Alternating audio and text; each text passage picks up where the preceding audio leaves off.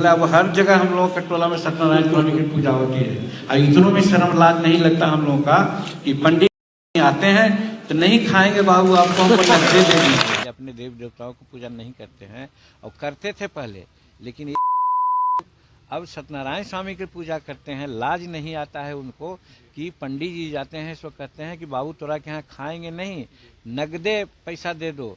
इसमें तो लाज शर्म लगना चाहिए, उसके बाद भी उनको खिलाते हैं। हमें ये कहा है, शब्द अपने समाज के लिए कहा है। हाँ, कि अपने कुल को ये लोग नाश करने वाले हैं। माता सबरी को नहीं समझ रहे हैं, तुलसी बीर को नहीं समझ रहे हैं। ब्राह्मणों को गाली देने के मामले में बिहार के पूर्व मुख्यमंत्री जीतन राम मांझी खुद ही फंसते जा रहे हैं। दरअसल कल उन्होंने पटना में आयोजित भुइयां सभा सम्मेलन में ब्राह्मणों को गाली दी थी। ऐसे में जब उन पर चारों तरफ से हमला होने लगा, ऐसे में जब उन पर भाजपा और जदयू ने माफी मांगने का दबाव बनाया तो उन्होंने अपना बयान ही बदल दिया। मांझी गाली शब्द को अपने ही समाज पर शिफ्ट कर दिया। जीतन राम मांझी ने बताया कि वह गाली उन्होंने ब्राह्मणों को नहीं दी है, बल्कि वह गाली अपने समाज को संबोधित करते हुए दी है।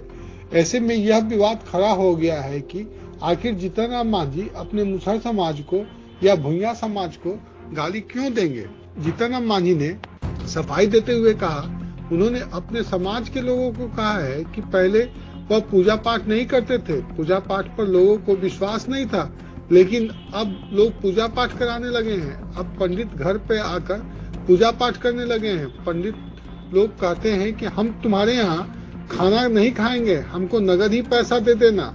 हमने गाली शब्द का प्रयोग अपने समाज के लिए उपयोग किया था, ब्राह्मण समाज के लिए नहीं।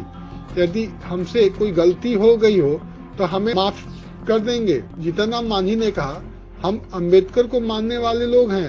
अंबेडकर ने कहा था हमारा बस नहीं था, हम हिंदू धर्म में पैदा हो गए, लेकिन हिंदू धर्म में मरेंगे नहीं। जीतन राम मांझी ने यह भी कहा कि वह पूजा पाठ नहीं करते हैं। आइए आपको सुनाते हैं जीतन राम मांझी ने और क्या सब कुछ कहा है। कोई अब शब्द ब्राह्मण के लिए नहीं कहा है। अगर ब्राह्मण इस बात को समझते हैं कि उनके लिए अब शब्द कहा गया है तो उसके लिए हम माफी मांगते हैं, लेकिन हमने अपने समाज के लिए कहा है कि हमारा जो समाज है ये गलत समाज है।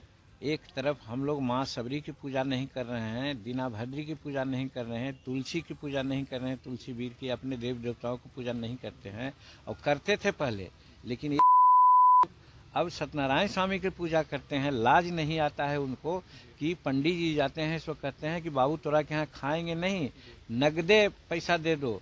इसमें तो लाज शर्म लगना चाहिए, उसके बाद भी उनको खिलाते हैं। हमें ये कहा है, शब्द अपने समाज के लिए कहा है। हाँ, कि अपने कुल को ये लोग नाश करने वाले हैं। माता सबरी को नहीं समझ रहे हैं, तुलसी बीर को नहीं समझ रहे हैं, दीना भद्री को नहीं समझ रहे हैं, और आप सत्यनारायण स्वामी की पूजा कर रहे हैं और वैसा पूजा कर रहे हैं। इनको शर्म आना चाहिए कि वैसे लोगों से पूजा कराते हैं जो इनके यहाँ खाना पसंद नहीं करते हैं, कहते हैं नगदे दे दो। हम पूजा कराना जो करवा रहा है उससे दिक्कत है, क्यों ब्राह्मण को हम बुलाते हैं? हमारे यहाँ तो अपने कुल देवता है, महंत है, और ये लोग है पूजा करता था, ये सब हमारे देवताओं को हम दूसरे को क्यों बुलाते हैं? ये हम कहना चाहते थे उनको। बहिष्कार करे या न करे उसके मन पर है, आस्था पर है, लेकिन हम यही कहना चाहते हैं कि वैसे लोगों से पूजा नहीं कराना चाहिए जो हमारे यहाँ खा नहीं सकते हैं, हमारा छुआ पी नहीं सकते हैं। तो फिर वैसे लोगों को क्यों हम अपने घर में इंटर करने देंगे?